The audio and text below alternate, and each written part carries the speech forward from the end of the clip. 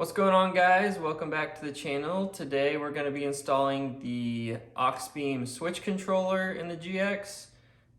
This will make it a lot easier to wire up some ditch lights, Raptor lights, some other lights I want to add in the future. So just simplify that process a lot. And this is everything it comes with. We will zoom in here and go over everything it comes with, how it goes on the truck, and then dive into the installation. So stay tuned. Alright, so this is everything the kit comes with. I'll put a link in the description to the exact one I got. Auxbeam mates a few different ones. So going from left to right, you have your instruction manual, a bunch of zip ties to clean up your wiring, the actual Auxbeam controller itself. This is the power to the Auxbeam, so this will go through the firewall to the fuse box here. Obviously, like I said, the fuse box. These are two different brackets that you can use to mount it. You can either do flush fit or kind of this adjusting one. Here's your stickers for the Auxbeam. Comes with some blank ones if you need to black out the extras.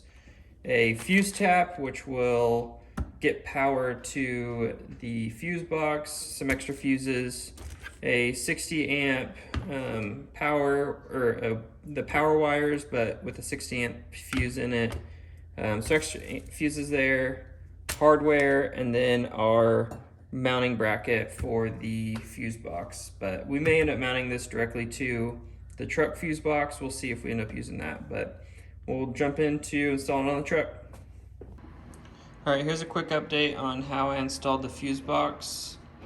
The Auxbeam fuse box, I just installed it on top of my fuse box cover here. I actually used some hardware I had laying around. I wasn't sure if I'd have enough with everything it came with, so I grabbed a bolt and a nut, drilled it like that. So the front of the vehicle's here, just so you know if you're doing this on your GX, that's how I set it up.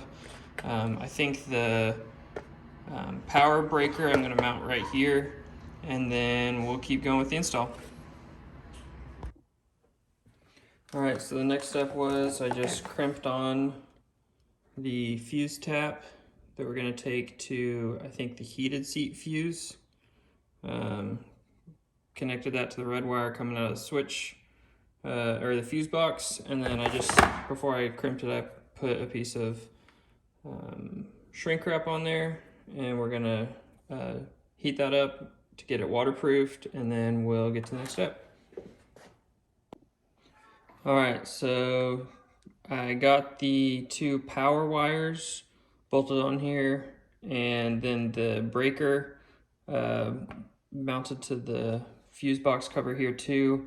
Now we're going to take this fuse tap, pull the 20 amp fuse from the heated seat fuse, plug this in, route it around underneath so that'll power this, and then we will take the power and ground over to the battery, and then we'll move on to the next step.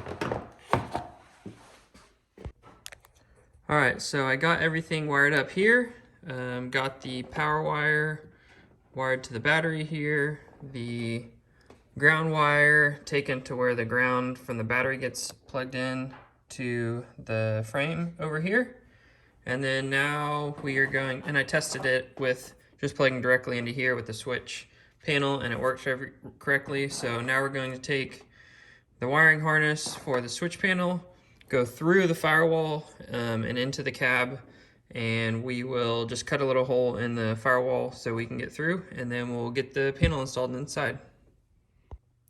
All right, so I wanted to show you where I ran the wiring through the firewall. It's right here on the same side as the battery. See if I can get it focused better. So I just used a combination of a drill bit and razor blade and a lot of pushing and pulling, and eventually got it through with the help of my wife. It was kind of helpful to have two people to do it, but we got that pushed through, and then we will get the wiring done on the inside. All right, so this is where I think I'm going to mount the head unit, or the control panel. I just took this trim piece off. It's just held on by friction with these two clips. Just carefully take it off with a couple trim tools. Just pull it straight out this way. But yeah, I think I'm gonna mount it right here. something like this should look pretty good. And I just want it over here on the left side, not over where the ashtray is like some people do. I have my USB port for my head unit over there, so I'm gonna put it here and we'll get it mounted up right here and then the wiring run through. All right, so this is how I mounted up the bracket and got the wiring up here. Just drilled a couple pilot holes, mounted that up. The wiring, it was helpful to take off your interior fuse panel cover right here so you could help feed it up through here. There's a perfect opening for it. So you can see how that is. Now we'll get the control panel on there. All right, so here is the finished installation. I'm liking the location. Here it is, just turn it on. So everything's working how it's supposed to. In the next video, we will install a couple lights to this, so you'll see how the wiring goes into the fuse box up in the under the hood. But yeah, I'm thinking this turned out really good. I like the location. It's easy to reach while you're driving. So yeah, we'll see you on the next video. Be sure to stick around for more videos like this.